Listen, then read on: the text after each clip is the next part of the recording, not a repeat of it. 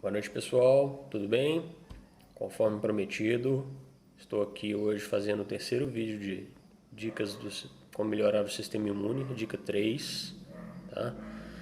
Talvez essa seja a dica mais importante de todas as dicas que eu vou dar para como melhorar o sistema imune, tá? Porque é uma dica que envolve um órgão importantíssimo. Hoje eu já soltei um vídeo lá do treino 3, né, no canal. Quem não assistiu, assiste lá. Vamos compartilhar o canal aí, pessoal. Essas informações não são de fácil acesso. Você não vai encontrar em revistas, na TV, né, em sites. São informações muito específicas da área de nutrição e medicina integrativa. Tá? Então vamos compartilhar e ajudar as pessoas que precisam de informações. Beleza? Bom, vamos lá, pessoal. Hoje eu vou falar o seguinte. Hoje é trato gastrointestinal, tá? Essa é a dica número 3. Como melhorar o trato gastrointestinal e melhorar seu sistema imune. O que tem a ver o trato gastrointestinal com o sistema imune? Tem tudo a ver. Tudo a ver, e eu vou mostrar para vocês aqui hoje a importância disso. Beleza? Bom, já sabemos que o trato gastrointestinal ele tem funções como digestão, absorção, excreção, isso todo mundo sabe. Mas nem todo mundo sabe que ele tem função de detoxificação, função imunológica, que é o principal aqui do vídeo, neurológica e endócrina. Tá bom? Então, só para ter uma noção do quão importante é, né, a saúde do sistema gastrointestinal. Uma informação muito interessante, gente, que ninguém faz ideia. 1/3 do peso das nossas fezes é composto de bactérias. Dá para imaginar isso? 1/3 do peso?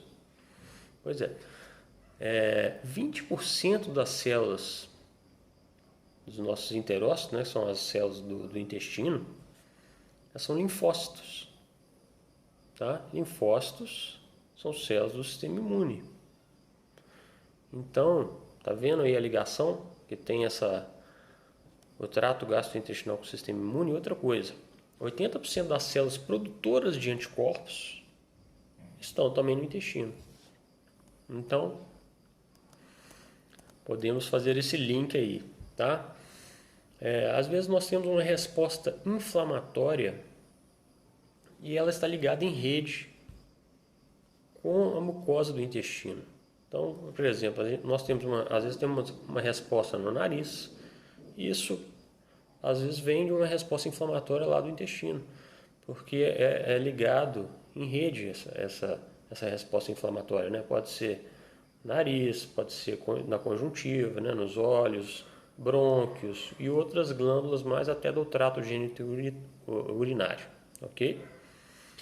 Bom, antes sabia-se que o cérebro influenciava no intestino. Hoje, né, na verdade essa informação não é tão atual assim, mas sabemos que o intestino influencia no funcionamento do cérebro. Vou dar um exemplo: serotonina, né, que é um hormônio, para quem não sabe, está ligado, o neurotransmissor está ligado diretamente à depressão e humor, né? Então, sempre pensava-se que a serotonina era produzida no cérebro, e é, na verdade. Mas sabe qual que é o percentual que é produzido no cérebro? 1% aproximadamente. E aonde é produzido o resto? No intestino. Dá para ter uma noção disso? Então, às vezes, trata-se a depressão ou o humor de uma forma equivocada, né? Se não tratar o intestino, não melhora o humor. Às vezes, de onde veio aquele ditado, a pessoa está enfesada, né? Aquele termo, enfesada, e ela ficava com o intestino preso e ficava mal-humorada, né? Tem tudo a ver. Então tem que tratar o intestino até para melhorar o humor. Bom, existe até um livro muito interessante que chama Segundo Cérebro, que trata o intestino como segundo cérebro, que é do Michael Gershon. E ele explica essa parte aí da serotonina, como é produzida a maior parte dela no intestino, e a importância do intestino para a saúde como um todo, tá? Outra coisa, explicando aqui agora, a maioria das pessoas já ouviram falar de flora intestinal, né? Esse é um termo comum, flora intestinal, e a flora intestinal ela fala dos micro-organismos presentes no nosso trato gastrointestinal, principalmente no intestino. Temos também no estômago, né? E em vários outros locais no organismo, mas principalmente no intestino, que é o nosso foco aqui hoje. Então ele é composto por bactérias, leveduras, eumintos, protozoários e vírus. A maior parte de bactérias, tá? Nós temos aproximadamente de 1 kg a 1,5 kg de bactérias, né, na nossa microbiota, ok? Microbiota é a nossa flora intestinal, ok, gente? Só para esclarecer aí os conceitos. Bom, então um pesquisador, né, inclusive ainda do século passado, Metchnikoff, descobriu que pessoas na Bulgária, uma população na Bulgária, tinha ótima saúde, e ele descobriu o que essas pessoas, o que essa população fazia diferente. Essa população ela usava,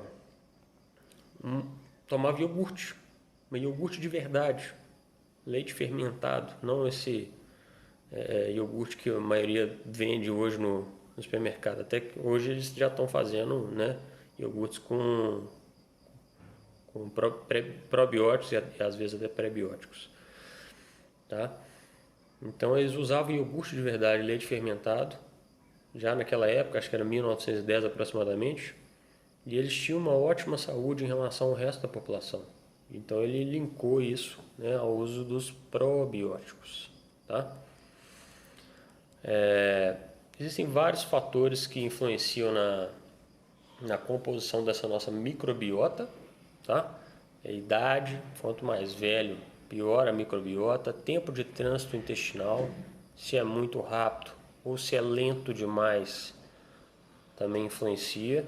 O pH intestinal, que deve ser levemente ácido, uso de fibras e amido resistente na alimentação e interação entre micro-organismos, né?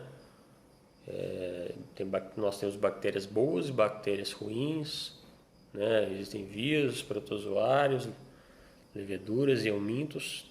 Tem essa interação que ela deve ser positiva, né? Bom, o que vai influenciar na nossa microbiota também, tá? Primeira coisa, o parto, tá? O parto tem total relação com como nós vamos conseguir colonizar a nossa microbiota.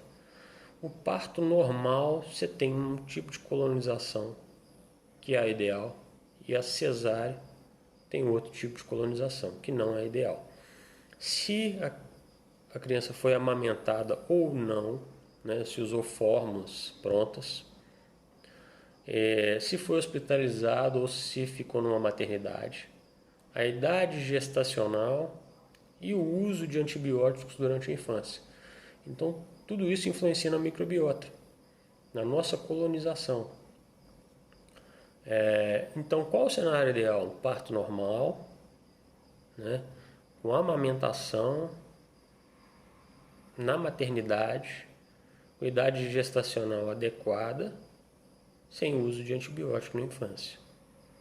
Ah, Bruno, mas e agora? Eu nasci de cesárea, não fui amamentado. Bom, estou dando apenas um exemplo do que seria o ideal. Realmente isso nós não temos controle, e a pessoa, se é assim, né, ela tem que tomar cuidado, muito mais cuidado daqui para frente, do que uma pessoa que veio de parto normal, foi amamentada na maternidade, não usou antibiótico quando era criança, tá? Tô dando só uns exemplos aqui para melhor entendimento de como seria a melhor flora intestinal, a melhor microbiota, ok? Existem vários estudos, né, gente? Tem um do American Journal Clinical Nutrition de 2001 que cepas resistentes a antibióticos predominavam na microbiota após 6 meses de uso de um antibiótico conhecido que é a amoxicilina. Então, o uso de antibiótico ele começa a causar uma desestruturação nessa microbiota e começa a ficar resistente a algumas cepas que são maléficas ao nosso organismo, né? Outro daqui de 2009, mesmo baixos níveis de antibiótico podem alterar a nossa microbiota. O que são baixos níveis? Eu tomei uma vez. Não, baixos níveis são que a gente consome até, por exemplo, um frango de granja, tá? Esses níveis de antibiótico podem alterar a nossa microbiota. Olha, né, para ver como é que é difícil ter uma ótima saúde, não é fácil mesmo, né? Vou explicar aqui um termo antes de eu começar a falar aqui mais coisa, que é a disbiose, né? O que é a disbiose? É um desequilíbrio da nossa flora intestinal, ok? Basicamente é isso, é um desequilíbrio da nossa flora intestinal quando há um supercrescimento bacteriano de bactérias nocivas ao organismo. Então nós temos, como eu disse antes, nós temos as bactérias boas e as bactérias ruins, tá? Então, um desequilíbrio da flora, né, a desbiose, ela produz efeitos nocivos ao organismo através de mudanças nos tipos e quantidade de micro-organismos, na atividade metabólica e em sua distribuição no trato gastrointestinal. Isso também foi outro paper aí, ok? Bom, então várias doenças e síndromes relacionadas à desbiose. Doença do intestino irritável, síndrome do intestino irritável, né? Doença de Crohn, retocolite ulcerativa, são todas relacionadas ao supercrescimento bacteriano e podem causar déficit de crescimento, má absorção de gorduras e carboidratos, de vitaminas lipossolúveis, de vitamina B12, inflamação no cólon, sangramentos, intoxicação crônica e danos ao fígado. Então é muita coisa que a desbiose pode causar. Outras interações, né, que podem ocorrer: alterações de humor, estudos ligam a osteoporose a uma desbiose, né? Câncer, infecções urogenitais, tá? Tudo isso está relacionado de alguma forma, ok? Até sobrepeso, pessoal. Tem um estudo falando de sobrepeso em crianças de 7 anos com desbiose, né? A desbiose desde lá do nascimento, né? Às vezes nasceu de cesárea, não foi amamentado da forma correta, ficou hospitalizado, pré-parto, né? Então tudo isso influencia, ok? Bom, agora eu vou falar também um outro termo, explicar para vocês o que é hiperpermeabilidade, né? Nosso intestino ele tem microvilosidades. O que são essas microvilosidades, né? Elas servem ali para barrar bactérias patogênicas, vírus, protozoários e coisas que não interessam, ok?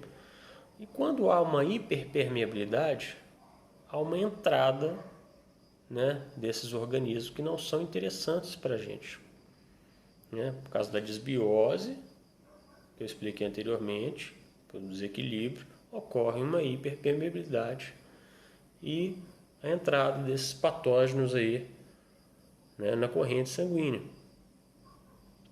ok? E aí vem um monte de problema com isso, né? Bom, os conceitos já estão aí para você espero que tenham entendido. Eu vou só dar uma pincelada aqui, o que, por exemplo, o Instituto de Nutrição Avançada, através do Gabriel de Carvalho, fala de como corrigir isso. Obviamente, vocês devem procurar um nutricionista ou médico, né, especialista no assunto, para fazer isso. Mas eu vou dar só alguma pincelada aqui, algumas dicas. Então a primeira coisa, eles chamam de 4 R's, na verdade, é remover patógenos, reinocular pré-bióticos e probióticos, recolocar enzimas e ácido clorídrico e reparar a mucosa intestinal através de uma nutrição ideal. Então, assim, basicamente é como corrigir ali na parte de nutrição ideal começar a usar fibras solúveis, amidos resistentes, oligosacarídeos e pré-bióticos, ok? Ah, Bruno, o que é isso? Ok, frutas, vegetais, leguminosas, alimentos integrais. A manteiga é um alimento interessante porque ela tem ácidos graxos de cadeia curta que serve para a nutrição do enterócito, a célula do intestino. Tá? Outros fatores importantíssimos que influenciam em toda a cadeia é a mastigação correta.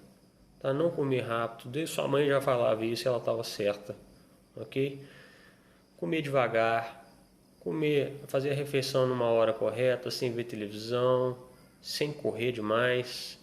Evitar líquido, porque isso vai influenciar desde lá do estômago, né? Na sua produção de ácido clorídrico e vai em cadeia para o intestino.